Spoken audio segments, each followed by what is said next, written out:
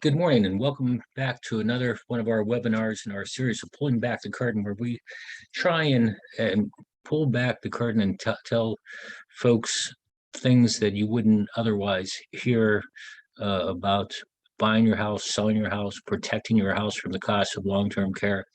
We help you with Medicaid to pay for nursing homes. People think they associate that with, well, I've got to be poor. It's not really true. We help with Medicare. We provide Medicare insurance. So if you're turning 65 or leaving your job and looking for Medicare, uh, we can help you with that. And today we're going to talk about uh, how to sell. If you're planning to sell your house, there's more to it than a typical realtor will tell you. Well, you should tidy up and put things away, declutter, maybe paint this or fix that. Yeah, you need to do that. But there's a whole lot more that the real estate agents and even brokers, brokers, an agent that's got a whole lot of experience. I'm a broker, have a lot of experience, have a lot of transactions, have a lot of education. In addition, I'm an attorney, and I've been an attorney for over 30 years. I've been a member of the West Penn MultiList for decades, and so I've done thousands of transactions, and we can help you through the process. It's not always problem-free. Preparation solves a lot of that, and we're big on preparation. We're big on saving money. We can help you if you're a seller, save money. If you're interested in saving money, while getting everything that you need. We don't have discounted models. We have hourly rate options. In addition to the commissions, we do commission work and we'll do hourly rate. And if you're a savvy consumer, you're going to pick the hourly rate model every day of the week. We really like that. We make a whole lot less money doing it that way, but that way we're not your partner in the deal. We're giving you our advice, the same as if you're paid on a commission. But if we've got no skin in the game, there's nothing in it for us. If you don't sell your house or you do sell your house, we're going to tell you what we think you need to do to sell your house. And sometimes, as a seller, we tell you you're overpriced. We give you the data, we tell you where the market is, and if you want to pursue that and challenge the market, you can do that. But you're going to be waiting for the special buyer that wants your house. So what we're going to tell you is, look, for you to have the best experience, get the best price for your house, you got to be prepared. There's a whole lot more to lot to do than just doing some painting and getting the handyman out. Let me share my screen with you here. We'll go through this. Oh, and by the way, if you've got any questions as we go along, just type them in the chat box and I'll try and answer them as we go along here.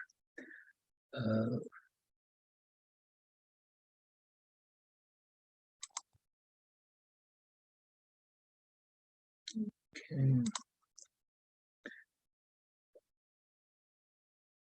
So it should be pulling up here. There we go. Okay. So we've got a bunch of slides here. We've got 30 slides. So we're going to try and go through this. Now, one thing that you should know is if you go to our site, keitheliou.com, under sellers, you'll be able to print out a copy of our guide that is going to be the basis of this presentation. It's not going to have everything. This presentation is going to cover a lot of what's in the guide with some other things. But if you want, just go to our site, keitheliou.com, KEITHELIOU.com, and you'll be able to print out one for yourself. So here's a little bit about me. I've been an attorney for over 3 decades. I've been a member of the West Penn MultiList for over 2. I own Advocate Mortgage Services, a mortgage company. We've done millions of dollars in mortgages over the decades. I've closed personally hundreds, probably thousands of transactions, and I know I've issued thousands of title insurance policies. I'm a certified financial planner and registered investment advisor. I also am licensed to do Medicare and insurance and life, health, and annuities. So we do that as part of our financial planning. But if you're turning 65 or changing job or retiring and you want help with Medicare, give us a call, because we can help you with that as well. And I mentioned, get a copy of this guide from our site. There's our site, keitheliou.com. It's under the sellers tab. And you should, this is to help sellers be prepared. Documents that you should have to get the highest price and avoid last minute problems. It's not all encompassing, but it has a lot of information in there that will help you. We found helps prevent creating closing issues. Here's our agenda, and we have a couple of slides on this. We're going to go through, and this will be kind of quick. So you know, if this is too quick for you, you can always replay. Well, this will get on our site sometime next week, and so you can replay that, or you can call me or email me, and I'm happy to go over some of the stuff with you. But again, home inspections, appraisals, government documents that you need, your owner's title policy, lien documentation, payoffs, inheritance tax, the appraisement, if that applies, if you're selling a property that's coming out of an estate. If you own a business, you got to watch for business lines of credit that are leaned against your house. If you have a survey, that helps. If you've got any warranties of any of the appliances, you want to start pulling that together. The seller disclosure, of course, you've got to fill out a seller disclosure in most cases for residential property. There are a few exceptions, but for the most part, as a seller, you're obligated to fill one of those out. And if you've got any notices from the government, like eminent domain or assessments, you're going to need to start pulling all that together, because you're going to have to give that to a buyer. If you're in a condominium, this thing called a resale package you're going to need to get, and the contract's voidable for up to 5 days after the buyer gets that. So you're going to want to talk to your association to find out how long it's going to take to get that. You want to pull your utility bills out to help the buyer transfer utilities at closing. If you're not a U.S. citizen, got to watch these. There's a certain amount of money that's going to be withheld from you at closing for taxes, insurance, and flood insurance. You want to make sure that you don't have any insurance issues, and floodplains do change. So you may not have been in a floodplain before, and if the map changed, you could be, which means the buyer has to get flood insurance, which is a whole other issue. And that can take some time. If you don't do it in enough time, it can delay your closing. If you've got anything that's rented, like solar panels, you want to get that documentation, because you're going to have to negotiate that with the buyer, and also talk to the company that has those to work through the transference of those agreements. If you got septic or wells, those can create issues. And when you're showing your house, if you've got Alexa or Siri or devices to record, you're going to want to probably turn those off, especially anything that records audio. Video, like nanny cams, aren't as much of an issue, but audio can create legal problems for you. You shouldn't be recording people that don't know that they're being recorded. And if you're a buyer, you got to watch what you say in the house, obviously, because of those things. We've got programs that we're going to talk about later in this presentation about how we have incentives with our traditional model. We've got an hourly rate model it's a $1,500 hourly rate to get into the MultiList, and then we've got an hourly rate for additional services that we're going to talk about. That there are some things that are required, but a lot of things are optional, and we'll tell you what we believe it has value and what we believe don't have value, and then you decide what you want and you pay for what you want. And we've also got our CPR program that works with either of the two, commission payment reduction program that can save you thousands of dollars as a seller in real estate commissions that, to our knowledge, you're not going to get from any other real estate company.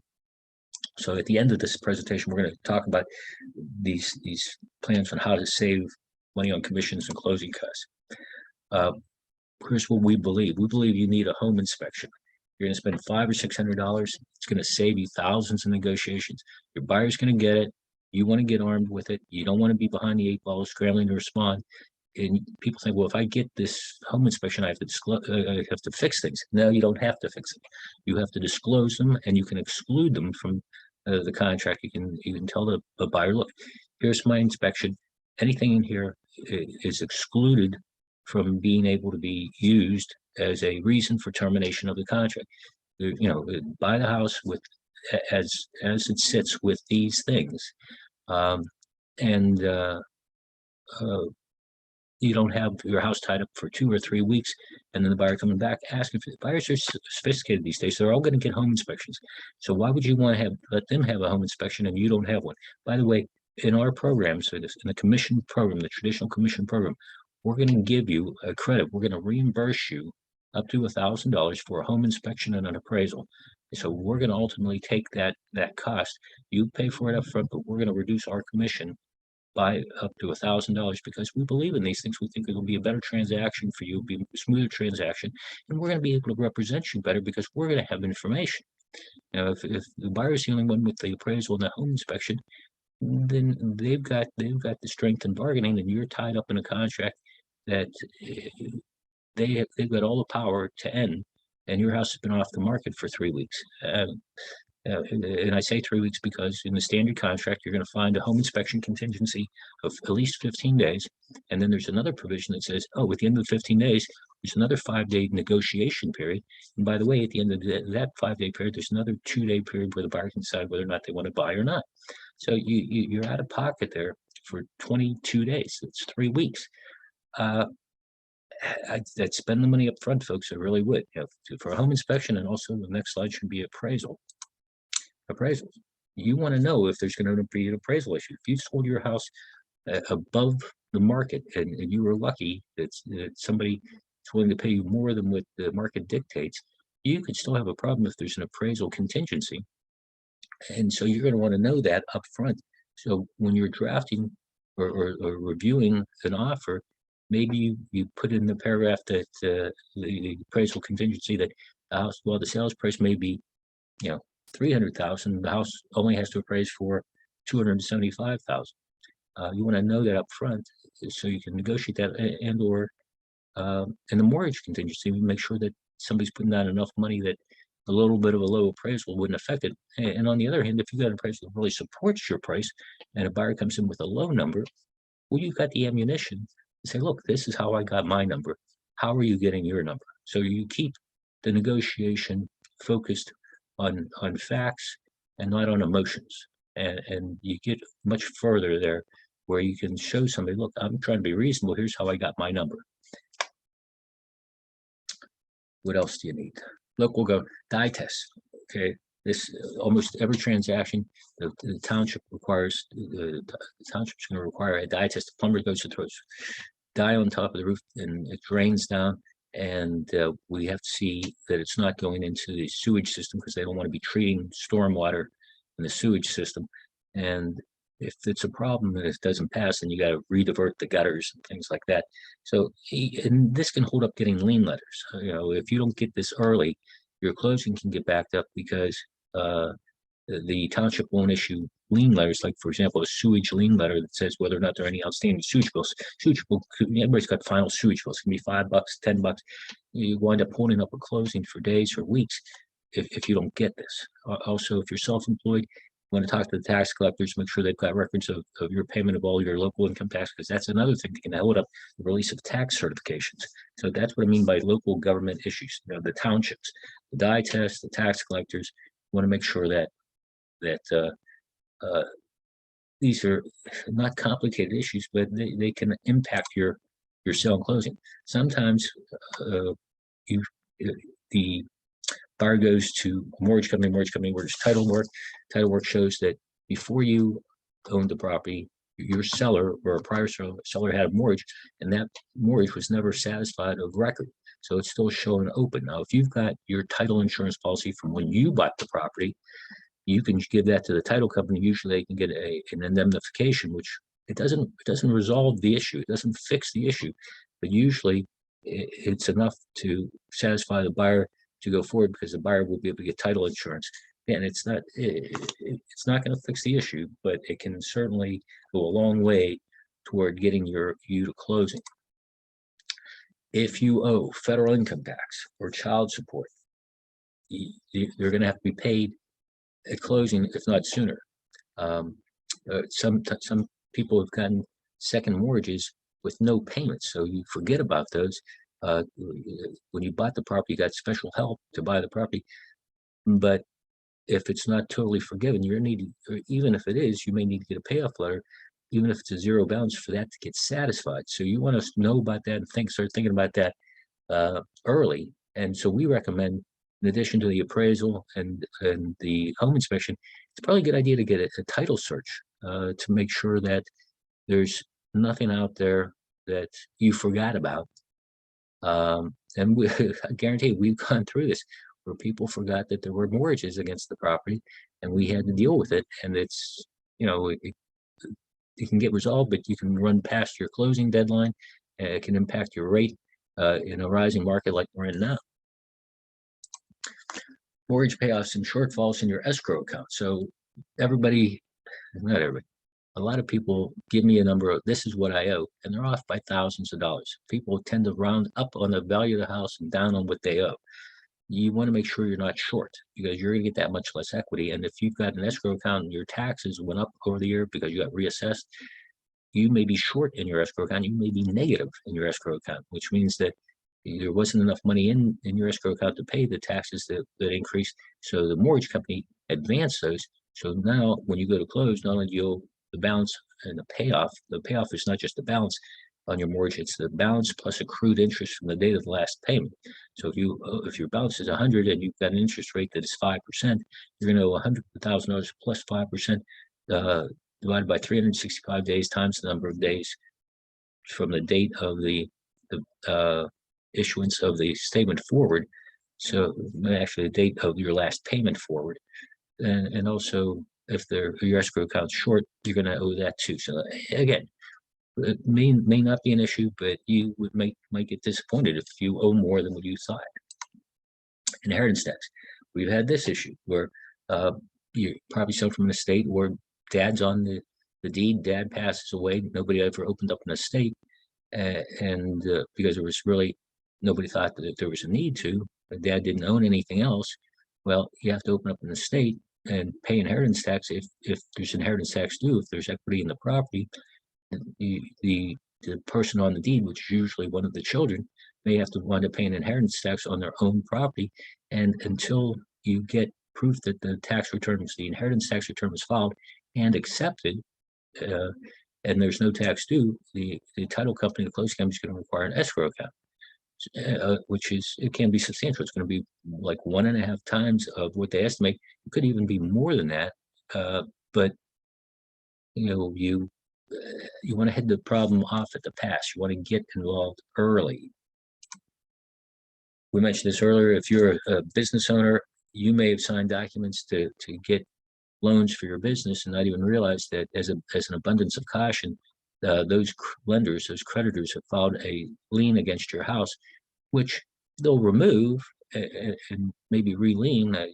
We haven't had a situation where that hasn't been the case, although I guess we could run into that, but that takes time. So you want to know if you get a title search, you're going to know early that that's not, that is or that isn't a problem. Surveys, not as big a problem for a seller as a buyer, but if you have a survey, most people don't because it's not required. They rarely get them. I have a survey on my house because I put a pool in, I put a deck on the back of my house, and the township required it. So I do have surveys, but and maybe if you did that too, your township required it, it can help, and you should give that to the buyer so that they don't find fault with you and say that you represented that you own something that you didn't represent that you own. And they have a problem with the buyer once they buy the house. So the more information you give the buyer, the safer you are down the road. Disclose, disclose, disclose. Warranties. If you have any warranties on any of the appliances or the roof or the furnace, any air conditioners, that can help resolve issues, especially if they're older. You can offer to purchase a home warranty for a buyer if you've got older appliances that may cover repairs for the first year, less deductibles and copays. But it usually, that can be enough to help move the buyer to the point where they're comfortable buying the property. So you want to gather that stuff. These are all documents you should think about and you should gather. If you got a notice for any kind of an assessment, or if any part of your property is being taken by the government, it doesn't happen often, but we've had situations again where you get part of the property being taken, or all the property, you have to give that information to the buyer so they know their options, which are dictated by the contract. If you have a condominium or unit in a plan with an association, you've got to call the association, get what's called a resale package, and you have to give that to the buyer because your contract's voidable by them for up to 5 days from the time they get it. There's a cost, several $100s. It can be. Also, in these resale packages, it's going to tell the buyer, hey, look, by the way, when you buy into this place, you're going to have to pay a certain amount of money up front into the association, and this can be thousands of dollars. And buyers can say, hey, I didn't sign up for that. They can void the contract. So you want to find out about the assessments. I would get copies of the minutes for the past couple of meetings. I would talk to the association about whether or not there are any issues, and it can affect the buyer's financing.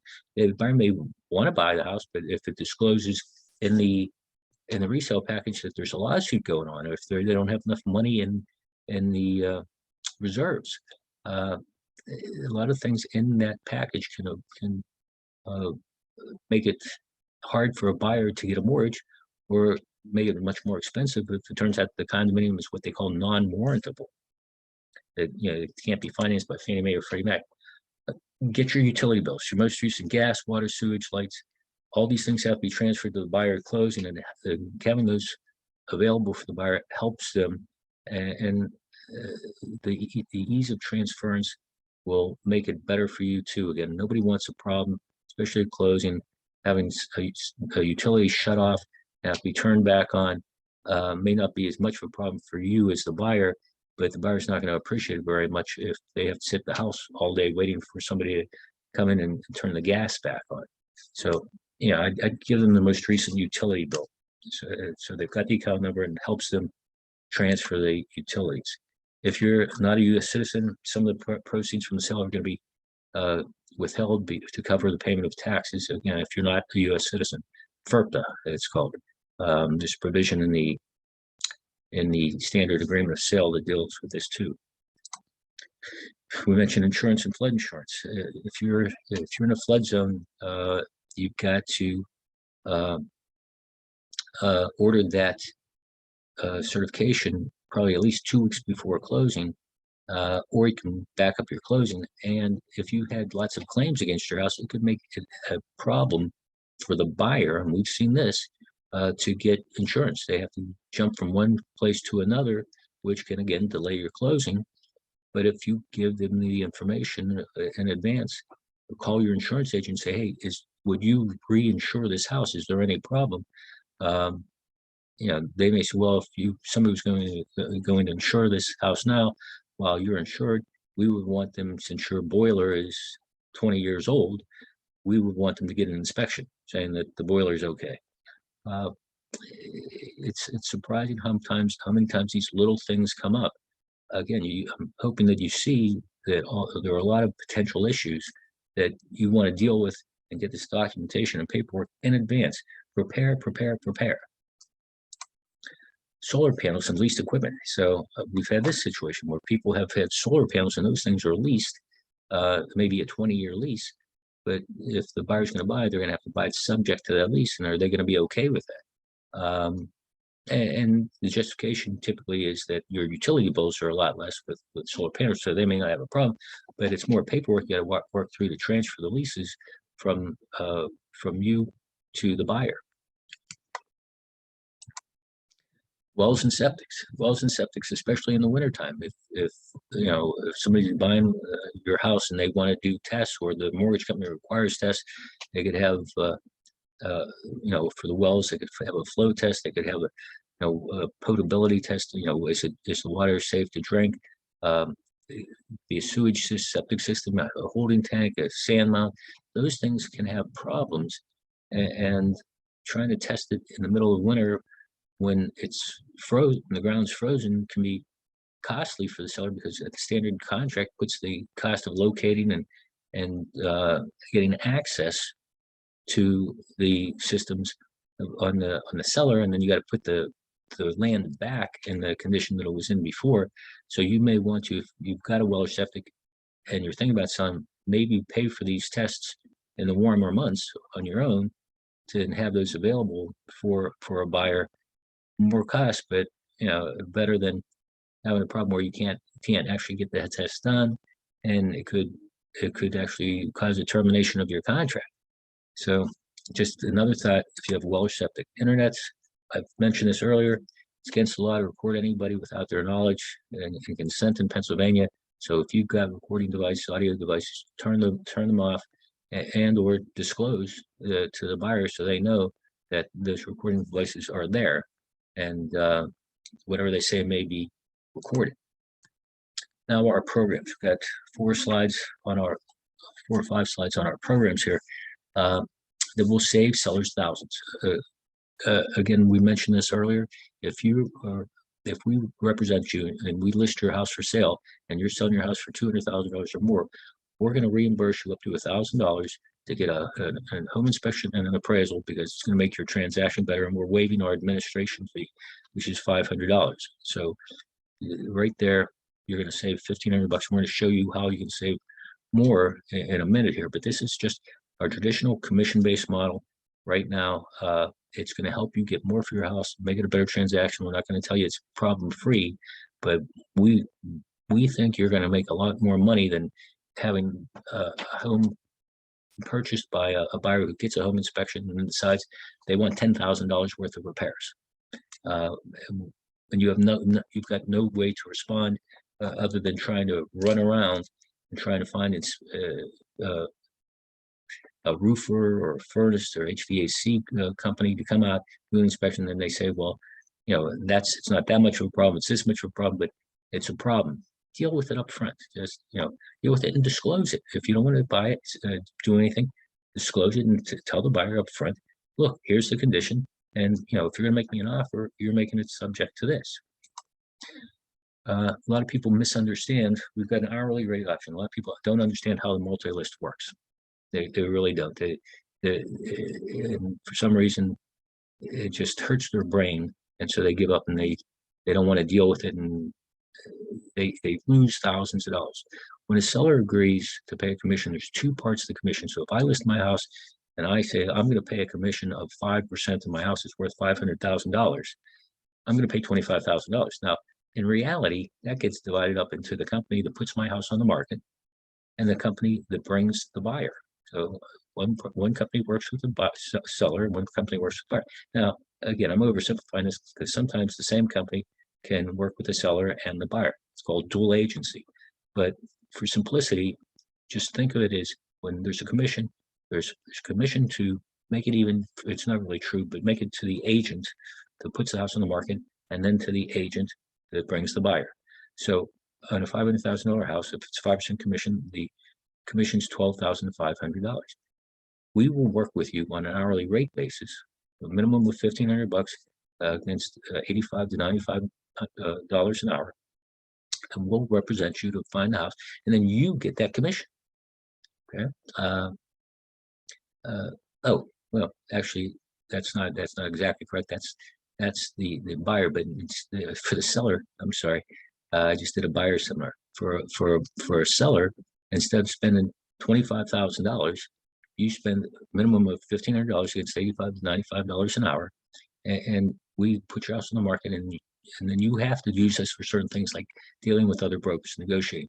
But instead of spending $25,000 right out of the gate, you're going to spend $1,500, and you may spend more. It depends on if a buyer comes along with another agent or not. And we're going to give you options. We're going to show you how that $1,500 may be all you spend.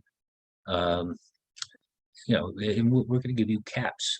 We'll guarantee you, if you do the hourly rate model, that the most you're going to spend is what you would spend under a commission on the listing side. Okay, we don't control the selling side. So the listing side is $12,500 in this example.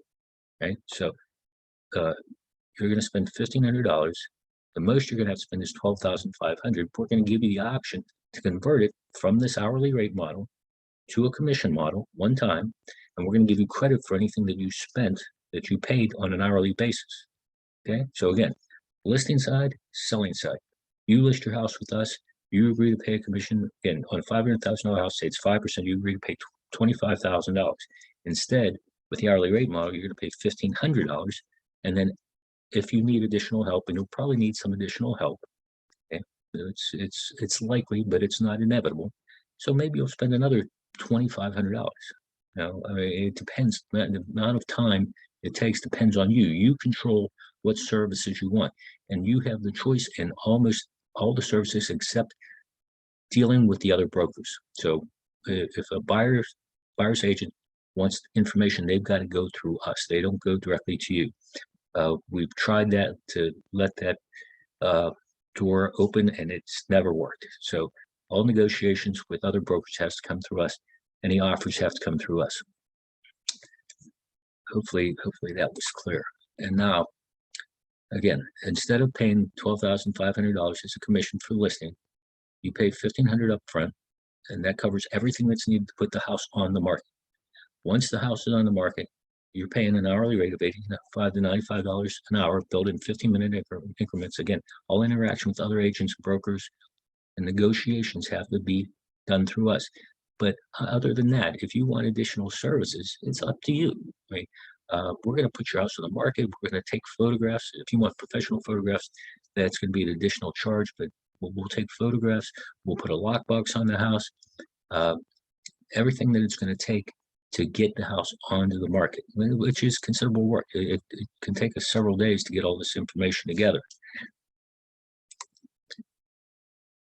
Again, there's a cap on the hourly, with the hourly rate model, the most you would ever pay under this for the listing side would be the $12,500. Okay, and then you've got the one-time option to switch it back to a commission model, switch to a commission model, and anything you paid would be applied. So you've still got control. Now, that's the listing side. Now, the CPR program, this works with either the traditional commission-based model or the hourly rate, called the CPR, commission payment reduction. So remember the commission I was telling you about? It's $25,000, 5% commission on a $500,000 house. There's two sides. The listing side, which is the person that puts your house on the market, and then the selling side, the person that brings the buyer, right? Again, it's the agencies really, but I'm just trying to simplify this. So here's what we tell you if you hire us under either of those models, okay? So the traditional commission-based, you agree to pay the $12,500. We're giving you the incentives, which is at least $1,500. The hourly rate you're going to pay is $1,500 to get on the multi-list in an hourly. So if somebody brings a buyer, you're going to pay the other $12,500. Except, let's suppose somebody contacts you and says, "Hey, we're interested in your house. We know somebody that's interested in your house." And what you do is you get their information, you call us, you get their permission for us to contact them. We'll call them and we'll answer all their questions. We'll tell them how the process works. We'll tell them about your house. Of course, you can tell them about your house directly as well. We caution you about that because if they wind up going to another agent, you don't want to give them information that can be used against you. So somebody wants to buy your house, they don't have an agent. They saw our sign and the neighbor comes over and says, "Hey, we know somebody who wants to buy your house." This happens all the time, folks. And if you've ever been thinking about doing a for sale by owner, you believe that could happen. Well, and with other companies, no matter if somebody comes to you direct or not, you're paying that whole commission, not with us though. Again, somebody says, "Hey, I know somebody wants to buy your house." You call your agent, you give your agent their information, they buy the house, but you still have to pay the agent the whole commission, not with us. You give us their information, you get their permission for us to contact them, we call them up, and we're going to answer their questions, no obligation. If they say, "Hey, you know what, we do want to make an offer, we don't know how the process works, we want you to help us," okay? What we're going to do for you is we're going to reduce that selling side, that other $12,500, that buying agent commission, by half. So you're not going to pay $12,500. You're going to pay $6,250. You're going to save over $6,000 in this scenario. And the buyer's going to have somebody that's going to answer the questions, going to help them through the whole process, as long as the two of you agree that that's okay. So we're going to do that. And you may tell the buyer, "Look, if you do it this way, I'm going to give you a credit for your appraisal. I'm going to give you something to give them an incentive to work through the system this way, and you're still thousands of dollars ahead. And if you have $1,000, you're still $5,200 ahead, right? If they say, "No, Keith, you're a nice guy. We're good. We know how to do this. We're going to work directly through the seller." That's fine. If they don't need any help, as long as they're not using another real estate broker, and you don't have to pay anything. But we found most buyers don't feel comfortable dealing with somebody that's represented that has help, and then they don't have help. So, it's not necessarily a good idea for them to do, but if they do it, that's fine, and then you don't have to pay any commission at all to a selling agent. It's not, as long as they don't have a real estate broker helping them that could claim a commission. Again, folks, you're not going to see this with other companies, but think about this: if you do the $1,500 program, you have a $500,000 house, and so you spend $1,500, maybe spend another $1,500 on the other help. You spend $3,000, and somebody comes along and buys their house that we've listed, and through this process where they said we don't need any help, instead of spending $25,000, you spent $3,000. So those are we're not guaranteeing those are going to be the numbers, but we want to give you an idea of the magnitude of the savings that you can have and still get all the help that you want, all the help that you need. If you want us to come out and do an open house, we'll do an open house. Open houses, by the way, are dangerous. We think, letting people in your house when you're not there, and usually it's nebby neighbors, right? That my parents used to call some of the neighbors that just wanted to poke around and get into your business. So yeah, they're not real buyers. If they really want to see your house, they make an appointment. We put a lockbox on your house, so if they're working with another agent, the other agent can get them in the house. An open house is more beneficial to the real estate broker, real estate agent that's holding it, because then they can have the potential of picking up other customers, other buyers. But if you want that and you do the hourly rate, I mean, you can control that. So there are things that have value and things that don't have value. That's a whole other seminar. But hopefully you found some of this stuff helpful. And if you have questions, feel free to give me a call. There's my number, 412-921-7100, extension 13, or email me at keith@keitheliou.com, and be glad to talk to you about the programs and the process and see if there's anything here we can do to help you sell your house. Thank you for attending, and we hope that you'll join us for one of our other webinars that are on Saturday mornings every week, except for the weeks that we have our radio show. Our radio show's on at 8 a.m. KDKA, 10:20 a.m. Once a month, and then we've got these webinars usually starting at 9 on the other weeks. Thank you very much.